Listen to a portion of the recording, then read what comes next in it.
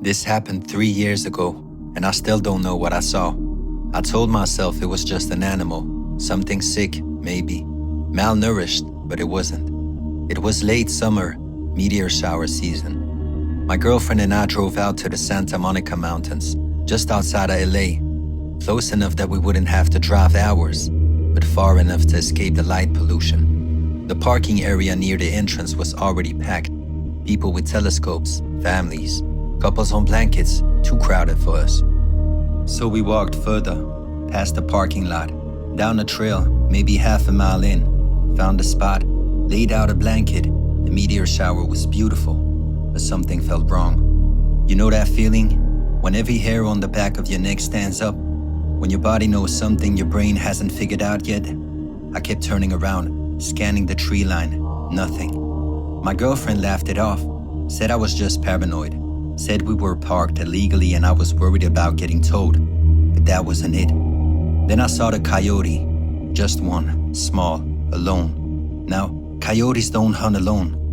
And it stared at us for a moment, then disappeared into the bushes. But that feeling, that wash feeling, didn't go away. I told her we needed to leave. She kept joking, teasing me about being scared of a little coyote. I started speed walking back to the car. That's when I turned around, and I saw it. There are street lamps along that trail. This thing was avoiding them, staying just outside the light, next to it, the coyote from earlier. Both of them were fixated on the spot where we have been sitting, face pressed to the ground, sniffing. Then it stepped under a lamp, and I saw it clearly. It was bigger than the coyote, way bigger. No fur, just pale grayish skin stretched tight over bone. It was shaped like a person on all fours, but the proportions were all wrong. The legs bent backward, like a dog's or a cat's. The fingers, God, the fingers were long, skinny, too many joints. Its spine jutted out in sharp ridges, ribs visible, stomach so sunken it looked hollow. No ears, no snout, just a face, smooth, featureless, pressed into the dirt. My girlfriend stopped laughing. It started moving toward us, not running, crawling, fast. Face still down, tracking us by scent. We jogged, tried to stay quiet. She was wearing flip-flops. She wanted to run, but I knew she'd fall. She was trying so hard not to cry. When we saw the cop cars kicking people out of the park, I've never been so relieved to see police in my whole life. We got in the car, didn't speak the whole drive home. We both had nightmares for a week straight. I told my family what we saw. Some said it was a nahual, a witch that transforms into animals. Others said skinwalker, nightcrawler. I don't know what it was, but every time I go hiking now, I see coyotes, and they just stare at me, so I stopped going. For as long as I can remember, we ignored my mother, not figuratively, but literally. My father set an unspoken rule: we do not acknowledge her. Every morning she'd make breakfast, smiling sadly. "Good morning, sweetheart." I'd look right through her, grab cereal, and sit down.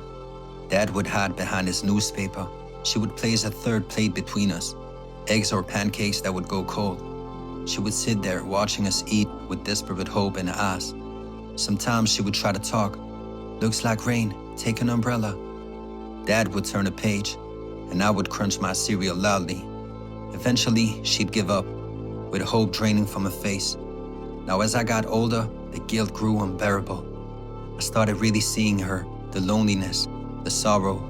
I'd hear her crying at night through the bedroom walls.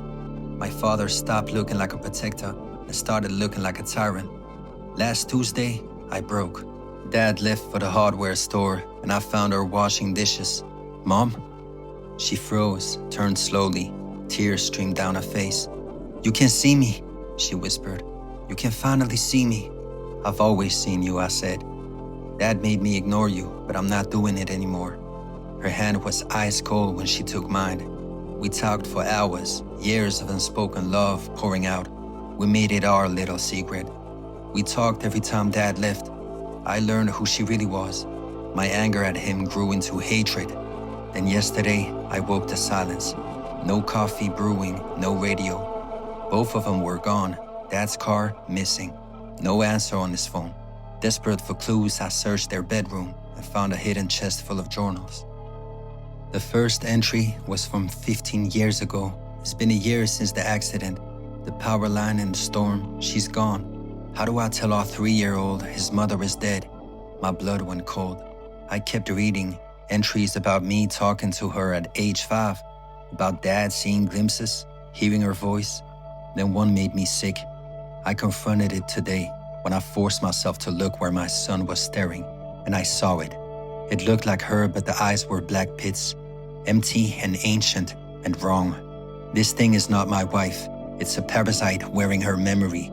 He'd consulted experts. They called it a mimic, a shade that feeds on acknowledgement. The only way to protect me was to starve it, pretend it didn't exist. The final entry was from last week. He spoke to it. He's broken the rule. It's stronger now.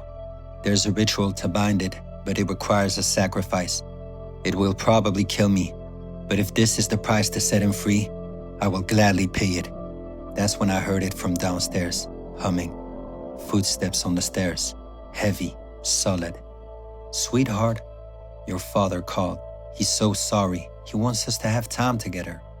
I locked the bedroom door, pressed against the wall.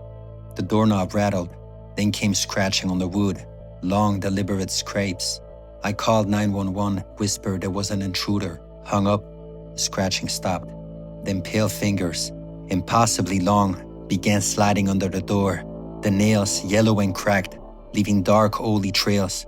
Her voice came again, but layered now. Multiple voices at once. I waited so long, so hungry, and you finally saw me. The arm pulled itself through, too thin, skin scratched over bone. We're going to be together now, forever. I'm writing this as the police arrives, but I know when they get here, they won't see anything. They'll just find me, alone, talking to empty air, just like my father warned.